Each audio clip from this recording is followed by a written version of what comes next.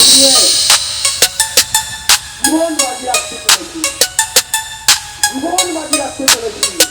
এই শব্দটা যদি কাউকে না দেয়, এই শব্দটা যদি কারো হাত না দেয়, আপনি পদার্থ মেরে বলছেন ডাক্তারদের সুরক্ষা চাই। ধরে নিলাম আপনি ডাক্তারদের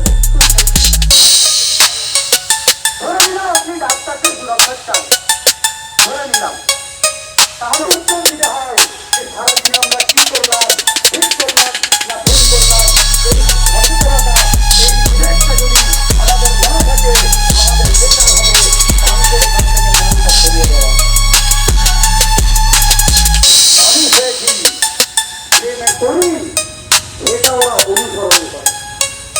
আপনি একটা বাচ্চাকে বলবেন এটা করিস না, ও মানবে না, কিন্তু আপনি যখন করবেন না ওদেরকে আপনি আমি ওটাও কোশ্চেন করছি না।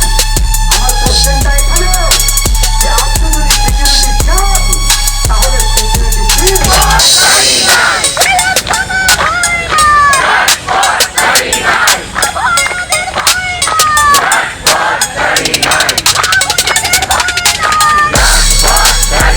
जूनियर डॉक्टरों की तरफ से जो 10 सबसे बड़ी मांगे हैं, जो कि पता नहीं वो दर्शक किसको कितना क्या कर पाएंगे नहीं कर पाएंगे, लेकिन जो 10 बड़ी मांगे हैं वो अपने आप में ही बहुत बड़ी इंपॉर्टेंट है।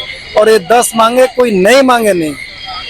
पहली मांगे है कि जो हेल्थ सेक्रेटरी है, जो हेल्थ सचिव है, स्वास्थ्य सचिव है, उनको तुरंत अपने पद से इस्तीफा दे देना चाहिए या तुरंत सरकार के द्वारा उसको हटाना चाहिए। ये बात आज जूनियर डॉक्टर क्यों बोल रहे हैं, इसको गहराई से समझने की जरूरत है। जितने भी मेडिकल कॉलेज है, जितने भी कोलकाता के मेडिकल कॉलेज है, सब में जितने भी भ्रष्टाचार होते हैं ऊपर से लेकर नीचे लेवल तक, इन सभी भ्रष्टाचार की कॉपी हेल्थ सेक्रेटरी के पास जाती है। उनके खिलाफ कंप्लेन भी जाती है कि हाँ फलाना अस्पताल में फलाना जो डॉक्टर है या फलाना जो स्टाफ है, कर्मचारी है, वो भ्रष्टाचार कर रहा है और इन मुद्दे पर भ्रष्टाचार कर रहा है। और ये सबकी कॉपी हेल्थ सेक्रेटरी के पास जाती है, यानी कि स्वास्थ्य सचिव के पास जाती है, लेकिन स्वास्थ्य सचिव इस पर एक्शन नहीं लेते हैं। ये बहुत बड़ा मुद्दा है। ये ऐसा एक मकड़े की जाल की तरह पूरा संकीर्ण हो चुका है, जिससे बाहर निकलना सरकार के लिए टेढ़ी खीर साबित हो रही है। जूनियर डॉक्टरों और ममता बनर्जी के बीच जो बार बार जो मीटिंग हुई, उस मीटिंग में प्रमुख मुद्दा था कि हेल्थ सेक्रेटरी को अपने पद से हटाया जाए, यानी कि जो स्वास्थ्य सचिव है उनको अपने पद से हटाया जाए, क्योंकि वही वो षड्यंत्र का मेन करता धरता है जहाँ पर करप्शन की फाइलें पहुँचती है और वहाँ से उसको सॉल्व करने के बजाय उसको डब्बा में रख दिया जाता है। मतलब उसके तरफ किसी का ध्यान ही नहीं जाता, सरकार भी ध्यान नहीं देती है। क्योंकि जो जूनियर डॉक्टर है बार बार इस चीज़ का आरोप लगा रहे हैं। हमने बार बार इस मुद्दे को लेकर कंप्लेन किया हेल्थ सेक्रेटरी को लेकर। हेल्थ सेक्रेटरी के पास जितने भी भ्रष्टाचार के फाइल है सब उनके पास अवेलेबल है। सॉल्ट लेक में स्वास्थ्य भवन के पास इन्होंने जब पहली मुलाकात की तो वहाँ पर भी इन्होंने कॉपी रखी हुई थी, लेकिन ममता बनर्जी ने अभी तक उन स्वास्थ्य हेल्थ सेक्रेटरी को नहीं हटाया है। ये सबसे बड़ा इन लोगों का मुद्दा है। दूसरा मुद्दा, जो भी जूनियर डॉक्टरों का रिकमेंड होता है या रिकमेंड होता है या रिकमेंड होता है, उनमें जूनियर डॉक्टरों को पैनल को भी शामिल किया जाए। यानी कि जो सीनियर डॉक्टर होते हैं या जो सरकार के जो नुमाइंदे होते हैं, वो आपस में मिल कर डिसाइड कर लेते हैं कि किसको कौन सा पोस्ट देना है, कौन सा हॉस्पिटल में किसको भेजना है, कितना दिन तक किसको इस हॉस्पिटल में रखना है, कितने घंटे तक काम कराना है, ये भी उनके प्रतिनिधित्व ही तय करते हैं। लेकिन जो जूनियर डॉक्टर आज आंदोलन पर बैठे हुए हैं, उनकी मांग ये है कि उसमें हमको भी हिस्सेदारी बनाया जाए, यानी कि हमारे भी प्रतिनिधि को उसमें सम्मिलित किया जाए, ताकि जो भी फैसला हो वो हम लोगों के साथ मिल के हो कि किस डॉक्टर को, किस जूनियर डॉक्टर को कौन सा हॉस्पिटल में भेजा जा रहा है, किस पोस्ट पर भेजा जा रहा है और कितना उससे काम कराया जा रहा है। इस मामले को लेकर हम लोग को भी शामिल किया जाए। तीसरी जो बात हो रही है, बार बार सिक्योरिटी की बात हो रही है, तो जूनियर डॉक्टर जो बार बार आरोप लगा रहे हैं कि जहां पर पुलिस को रहना चाहिए, हॉस्पिटल की सुरक्षा और सेफ्टी को लेकर जहां पर पुलिस को डिप्लॉय करना चाहिए, वहां पर पुलिस के नाम पर सिविल वॉलंटियर को वहां पर डिप्लॉय किया गया। सिविल वॉलंटियर लगातार कोई ना कोई कांड में शामिल होते ही नजर आते हैं, कोई ना कोई ऐसा कुकर्म कर ही देते हैं। हाल फिलहाल आजकल के घटना को लेकर ही है जो पूरा देश में उबाल मचा हुआ है। अभी भी लोग न्याय की मांग कर रहे हैं, जिसकी वजह से यहाँ पर धर्मतला में आंदोलन पर ही बैठे हुए हैं। वही जगह है जहाँ पर ऑलरेडी आवरण अनशन चल रहा है जूनियर डॉक्टरों का। तो मतलब जूनियर डॉक्टरों का साफ कहना है कि जिस हिसाब से सरकारी अस्पताल में कोलकाता पुलिस को सुरक्षा के नाम पर ये जो सिविल वॉलंटियर है उन लोगों को भेज दिया जाता है, और उन लोगों को वहाँ से हटाया जाए, क्योंकि हम लोग नहीं चाहते कि वो लोग वहाँ पर रहे और वहाँ पर कोलकाता पुलिस को लगाया जाए। ये लोग यहाँ तक मांग कर रहे हैं कि हमको जेड सिक्योरिटी नहीं चाहिए, वाई सिक्योरिटी नहीं चाहिए, केंद्र सरकार की तरफ से कोई सिक्योरिटी नहीं चाहिए, बस राज्य सरकार हमारी सुरक्षा के लिए पुख्ता इंतजाम कर दे ताकि हम लोग अपने काम पर लौट जाए। निर्भया कांड को लेकर अभी तक न्याय नहीं मिला, अभी तक क्या अपडेट है इसके बारे में भी जूनियर डॉक्टरों को कुछ नहीं पता है। तो 10 सूची जो मांग है उस मांग में निर्भया के न्याय का प्रथम पेज पर आता है, यानी कि प्रथम सूची में आता है कि उन लोगों को ऐसा किया जाए। अब बात करते हैं कुछ आगे, इस 10 सूची में और क्या क्या शामिल है। रेफरेंडम सिस्टम के अनुसार इसको जो बेड की जो प्रणाली है, जो बेड खाली होता है और किस पेशेंट को कौन सा बेड मिलना चाहिए, रेफरेंडम प्रणाली के अनुसार जो सेंट्रलाइजेशन होता है उसको जारी किया जाए, ऐसा कहना है जूनियर डॉक्टरों का। ये क्या होता है, इसमें भी बहुत बड़ा जाल है। दर्शक मैं आपको बताता हूँ, डिटेल्स में बताता हूँ, ध्यान से देखने वाली बात है। होता क्या है कि जब कोई बेड खाली होता है किसी भी हॉस्पिटल में, अक्सर आपने सुना होगा कि हॉस्पिटल में बेड खाली नहीं है, हॉस्पिटल में बेड खाली नहीं है, मरीज का इलाज बाहर में चल रहा है, बालकोनी में बैठा हुआ है, हॉस्पिटल के बाहर कैंपस में लेटा हुआ है, क्योंकि बेड खाली नहीं है। बेड कब खाली होता है, कब भर जाता है, ये जूनियर डॉक्टरों को भी नहीं पता होता। मतलब जूनियर डॉक्टर सीधे तौर पर इस पर सरकार पर आरोप लगा रहे हैं कि जो सरकार है और जो सरकार के जो नुमाइंदे, यानी कि जिसको ये लोग बोलते हैं कि जो नेतागण है, ये लोग डिसाइड करते हैं कि कौन सा बेड मिलना चाहिए। मतलब यदि इसको आसान भाषा में कहा जाए तो ये सरकार के नुमाइंदे नहीं बल्कि डॉक्टरी की भाषा में इसको दलाल कहा जाता है, कि वो दलाल है जो पैसा लेके बेड मुहैया करा देते हैं। राज्य सरकार के पास जितना भी सरकारी अस्पताल है, किसी भी अस्पताल में आप चले जाइए, रैंडम आप वेरिफिकेशन करके देख लीजिए, बिना दलाली का आपको बेड मिलना टेढ़ी खीर साबित होते हैं। मतलब बेड खाली भी है, जूनियर डॉक्टरों को नहीं पता चल जाता है, सीनियर डॉक्टरों को भी नहीं पता चल जाता है, लेकिन ये बेड कब खाली होता है ये सिर्फ दलालों को पता होता है। और वो दलाल कौन होते हैं, तो जूनियर डॉक्टर लोगों का सीधा आरोप है कि ये दलाल जो होते हैं वो टीएमसी के नेता होते हैं। मतलब यही डिसाइड करते हैं कि कौन सा हॉस्पिटल में कौन सा बेड खाली है और कौन से पेशेंट को उस बेड को मुहैया कराया जाएगा, ये दलाल ठीक करते हैं। ये भी डिमांड है, ये भी महत्वपूर्ण डिमांड है। अब सवाल ये उठता है कि जब इतना ज़्यादा करप्शन और इतना ज़्यादा पॉइंट सरकार के पास ऑलरेडी कंप्लेन जा चुकी है, सरकार इस पर बार बार इस मुद्दे को लेकर जिस तरह ध्यान भटकाने की कोशिश की रही है, डॉक्टरों की मांग जो है नहीं मान रही है, आखिर क्या कारण है। डॉक्टर आज जिन डॉक्टर लोगों को अस्पताल में होना चाहिए वो यहाँ पर धर्मतला में आवरण अनशन पर बैठे हुए हैं, लगातार उनकी तबीयत भी बिगड़ते जा रही है। इसको लेके वो लोग हस्ताक्षर अभियान भी चला रहे हैं। जो यहाँ पर लोग आ रहे हैं, जो यहाँ पर उन लोगों को जो मार्च में उन लोगों को शामिल होने के लिए आ रहे हैं, उन लोगों हिसाब से अपना ओपिनियन भी दे रहे हैं। सीधे तस्वीरें में आप देख सकते हैं कैसे लोग लंबा लाइन लगा के हस्ताक्षर अभियान में शामिल हो रहे हैं, हस्ताक्षर कर रहे हैं कि डॉक्टरों की जो मांग है वो उचित है और इसको सरकार को मान लेना चाहिए। डॉक्टर एक कदम अपना पीछे हटने के लिए तैयार भी होते हैं, तब तक टीएमसी की तरफ से कुणाल घोष है, उनका एक और आइटम यहाँ इन लोगों के ऊपर छोड़ दिया जाता है। और वो आइटम में इस तरह से होता है, एक तरफ डॉक्टर अपनी सुरक्षा को मांग को लेकर सरकार से डिमांड कर रहे हैं कि हम लोग की सुरक्षा मुहैया किया रहा है, तो दूसरी तरफ कुणाल घोष का कहना है कि पेशेंट के भी सुरक्षा मुहैया कराया जाए, यानी कि जो पेशेंट हॉस्पिटल में इलाज कराने के लिए जाते हैं उनकी जिंदगी सुनिश्चित की जाए कि हाँ डॉक्टरों की इलाज की वजह से उन लोगों की मौत ना हो पाए। ये भी एक दिलचस्प सवाल है।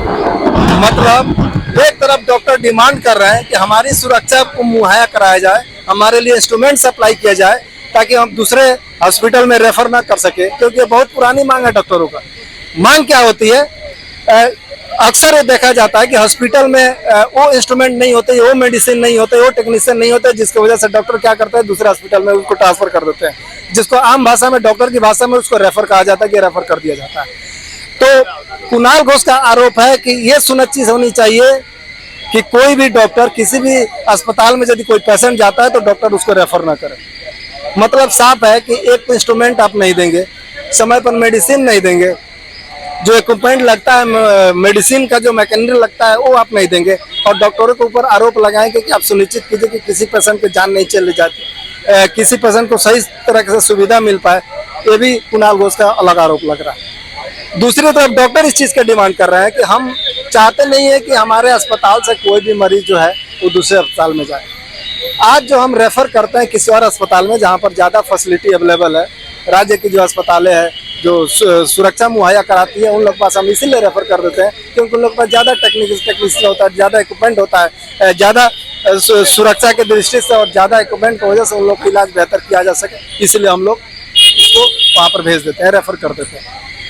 क्योंकि सरकार यदि हम लोगों को सही समय पर इक्विपमेंट सप्लाई कर दे, सिस्टमेटिक तरीके से यदि हम लोग को इलाज करने के लिए सामान उपलब्ध करा दे, मुहैया करा दे, तो हमें रेफर करने की जरूरत ही नहीं पड़ेगी, ऐसा आरोप लगा रहा है डॉक्टर, जो कि ये अपनी मांग पर लेके अड़े हुए हैं। अब कुणाल घोष जो टीएमसी के नेता है और बार बार एक एक जो आइटम हम धीरे धीरे छोड़ रहे हैं, मतलब डॉक्टरों का अनशन यदि थोड़ा बहुत कम होने का नाम भी ले रहा है, तब तक एक आइटम बम छोड़ कर कुणाल घोष फिर से इन लोगों में आग लगा दे रहे हैं। एक मांगे, दो मांगे, तीन मांगे करते करते आज 10 सूचियां मांग डॉक्टरों की बढ़ती जा रही है। मतलब आने वाले समय में अभ्या को कब तक न्याय मिलेगा, ये तो ना तो कोर्ट के हाथ में है, न सरकार के हाथ में, न जूनियर डॉक्टर के हाथ में। लेकिन जब तक न्याय नहीं मिल जाता अभ्या को, आजकल केस में जब तक न्याय नहीं मिल जाता, तब तक जो जूनियर डॉक्टरों का जो फोरम है, जो यहाँ पर धर्मतला में लगातार आज 6-7 दिन से जो बैठा हुआ है, आवरण अनसर पर बैठा हुआ है, भूख हड़ताल पर बैठा हुआ है, ये यहाँ से जाने का नाम नहीं है। आसपास की यदि सुरक्षा की बात करें तो इनको हटाना कोलकाता पुलिस और हाई कोर्ट के लिए भी टेढ़ी खीर साबित हो रही है। राज्य सरकार, पुलिस बार बार कोर्ट में जा रही है और कोर्ट बार बार इन लोगों को डिनाई कर दे रहा है कि हम इस मुद्दे पर हस्तक्षेप नहीं करेंगे। मतलब धर्मतला में अनशन रहेगा कि नहीं रहेगा, डॉक्टर यहाँ से उठेंगे कि नहीं उठेंगे, इन लोगों को परमिशन मिला है कि नहीं मिला है, इस मामले में सीधा सा सवाल है। हाईकोर्ट सीधा जवाब दे रहा है कि हम इस मामले में इन्वॉल्व नहीं होंगे। ये काम राज्य सरकार की है, राज्य पुलिस की है, कोलकाता पुलिस की है, वो संभाले इसको कैसे डील करना है। धर्मतला का इलाका जो हमेशा व्यस्त रहता है, इसमें कोई शक नहीं रहता है, लेकिन जिस जगह पर ये आवरण अनशन चल रहा है जूनियर डॉक्टरों द्वारा, ये और भी ज़्यादा कंजेस्टेड हो चुका है। कहने के लिए तो 5 और 6 पॉइंट क्रॉसिंग है ये धर्मतला का सेंट्रल कोलकाता, लेकिन अनशन के वजह से यहाँ पर आम यदि नागरिकों की बात करें, पैसेंजर की बात करें, बस की आवाजाही की बात करें, ट्रांसपोर्टेशन की बात करें, तो जब से आंदोलन चल रहा है तब से लेकर अभी तक पूरा एरिया अस्त व्यस्त हो गया। डॉक्टर अपनी मांग को लेकर यहाँ पर अड़े हुए हैं, सरकार अपनी मांग को लेकर यहाँ पर अड़ी हुई है। मतलब कोई टस से मस होने का नाम नहीं ले रहा है और इस चीज़ में जो पीस रहा है वो है आम जनता। मतलब साफ है कि अभी तक रिपोर्ट के अनुसार लगभग सिर्फ पश्चिम बंगाल के अंदर जो सरकारी अस्पताल में जो डॉक्टर कार्यरत है, 250 ऐसे डॉक्टर है जो अभी तक रिजाइन दे चुके हैं, वो काम पर नहीं जा रहे हैं। दर्शक आप सोच सकते हैं ऐसे भी अस्पताल में डॉक्टरों की कमी है और इसके उल्टे सरकार के रवैये की वजह से और विद्रोह करने की वजह से डॉक्टरों का जो पैनल है वो 250 लोग लगभग यहाँ पर रिजाइन कर चुके हैं। तो जो बंगाल सरकार की जो हेल्थ डिपार्टमेंट है, जो स्वास्थ्य सुविधा है, वो कैसे मिल पा रही है, आम जन कैसे अपना इलाज करा पा रहे हैं, ये सोचने वाली बात है। इसके अलावा जिस तरह से डॉक्टर अपनी सुरक्षा को लेकर, अपनी मांगों को लेकर सरकार पर कंटिन्यू अटैक करते जा रहे हैं और सरकार की तरफ से जिस तरह से इसको सुलझाने की कोशिश की जा रही है, ये कम होने का नाम नहीं ले रही है। लेकिन इस सब चीज़ के, इन सब की वजह से जो पीस रहा है वो है आम जनता। आम जनता को न्याय कब मिलेगा? आम जनता को इन सब राज्य के कठोर रवैये और जो जूनियर डॉक्टर हैं उन लोगों का जीत कब खत्म होगा, ये कोई नहीं बता सकता। दिन प्रतिदिन रिजाइन देने वाले की संख्या बढ़ती जा रही है, दिन प्रतिदिन ये जो एरिया है वो और कंजेस्टेड होते जा रहा है, लेकिन इसका सॉल्यूशन किसी के पास नहीं है। ना इसका सॉल्यूशन अभी सुप्रीम कोर्ट में है, न इसका सॉल्यूशन अभी हाई कोर्ट के पास है, न इसका सॉल्यूशन ममता बनर्जी के पास है, और न इसका सॉल्यूशन राज्य सरकार के पास है। मतलब कुल मिला के देखा जाए कि यदि जूनियर डॉक्टरों द्वारा ये 10 सूत्रीय जो मांग है उसको यदि मान लिया जाता है, तो आने वाले समय में ये लोग यहाँ पर जो आंदोलन आंदोलन कर रहे हैं, ये आंदोलन खत्म हो जाएगा और हो सकता है कि जो राज्य की जो पश्चिम बंगाल सरकार की जो हेल्थ व्यवस्था है वो शायद ठीक हो पाए। लेकिन जिस हिसाब से डॉक्टर यहाँ पर आंदोलन पर बैठे हुए हैं, उन लोगों का पल्स रेट कम होते जा रहा है। कुछ डॉक्टर लोग आईसीयू में एडमिट है, कुछ लोगों का पल्स रेट इतना कम हो गया है जिसकी वजह से उन लोग हॉस्पिटल में एडमिट कराना पड़ रहा है। और जितना स्पीड से डॉक्टर सब रिजाइन कर रहे हैं, वो आने वाले समय में राज्य की जो स्वास्थ्य सेवाएं हैं और भी मुसीबत बढ़ने वाली है। मतलब सीधा जवाब है कि आने वाले समय में चाहे बात पूजा फंक्शन की हो चाहे किसी चीज़ की हो, ये जो दुर्नीति जो हो रही है, दुर्गति जो हो रही है राज्य सरकार के, बार बार जो काउंटर सवाल राज्य सरकार को किए जा रहे हैं, ममता बनर्जी के ऊपर जो सवाल बार बार जो दागे जा रहे हैं जूनियर डॉक्टरों द्वारा, वो कम होता नजर नहीं आ रहा है। इसके बाद इन आजकल मामले को लेकर, जूनियर डॉक्टरों को मामले को लेकर और क्या अपडेट होगा वो भी हम आपको बताएंगे। तब तक हमारे न्यूज़ के साथ आप बने रहिए, क्योंकि हम हैं डॉन न्यूज़ हिंदी, हमेशा आपके मुद्दे की बात उठाते रहते हैं। अब ये यदि अभी तक आपने हमारे चैनल को सब्सक्राइब नहीं किया है तो प्लीज़ सब्सक्राइब कर लें, क्योंकि हम चाहते हैं कि इस तरह की जो यूनिक खबरें हो सबसे पहले आप तक पहुँचे। तब तक के लिए धन्यवाद, नमस्कार।